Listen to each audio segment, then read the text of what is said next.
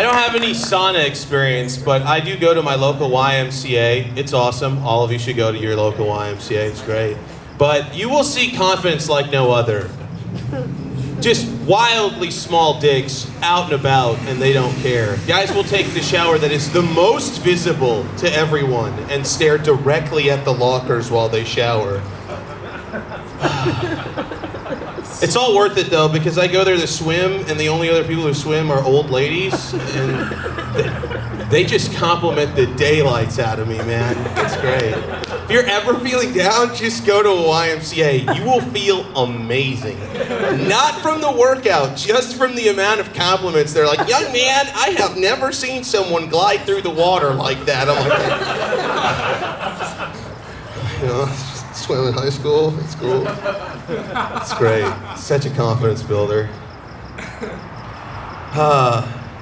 I don't like to actually brag though in general. I do love the compliments from old people, but outside of that I get uncomfortable when people compliment me. And I always was like curious, I don't know why people brag in general. I think it's like a weird thing to do at all. I find it immediately awkward when someone does it. And especially, there's certain things that I think we can all just agree on. You should never, you're banned from bragging about, okay? For one, if you work for the DMV or TSA, don't brag about that.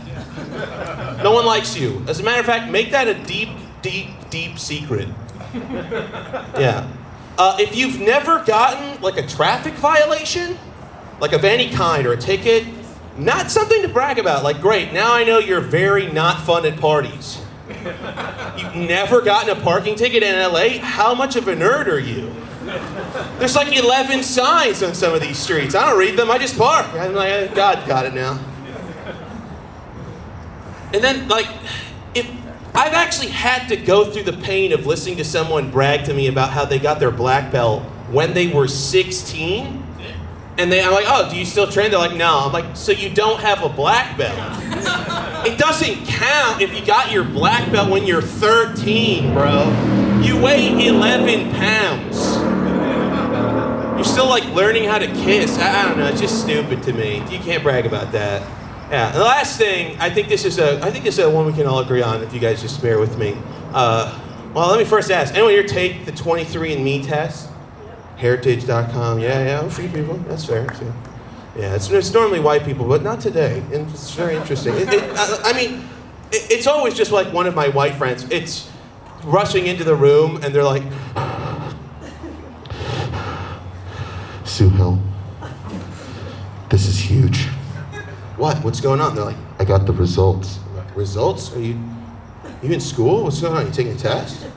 No.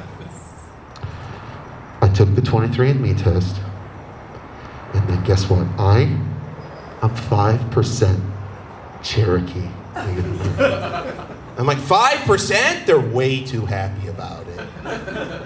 And I'm like, they're like, yeah, 5%. I'm like, so you're basically 0% Cherokee native. You're like, what are you talking about? I'm like, let's just think about that, man. Percentage matters, right? Do you really think it was a consensual Pocahontas relationship 5% ago? Yeah, that's a long time ago. I don't think one of them had a say in the matter, right? You know, 50%, that's respectable because, that's recent, that's, but 5%, just say you're white, I just don't feel like you can rape your way into culture. Sorry, if you're white, you're gonna have to learn rhythm on your own. You can't fuck your way into it. That's just my take on it. I'm an Arab man. There's never been a scene in my life as an Arabic guy where some family member rushes into the room and is like, Sohail, it's amazing. I am 8% British. That's great, Uncle Nassim, and you're 100% an alcoholic. So, stop talking about this. Yeah. Outside of that, I'm a very opinionated person. Anyone here have electric cars? Woo, one electric car. Is it a Tesla, I would imagine, right? Yeah, I already know. I already know this person. It's not planned, but I know this person, so they know what's coming. They know. I do it every time, and I love it every time. Yeah, no, but I don't get electric cars. To me, it makes no sense to buy a car, like for the purpose of saving the environment, right? From the same companies that caused global warming, right? They're like, guess what, guys? We have a solution to the problem we caused. It's to buy more of our stuff. Okay, let me put it like this. You, sir, just a hypothetical, right? Let's say we had sex. Right? Okay. And I gave you chlamydia, right?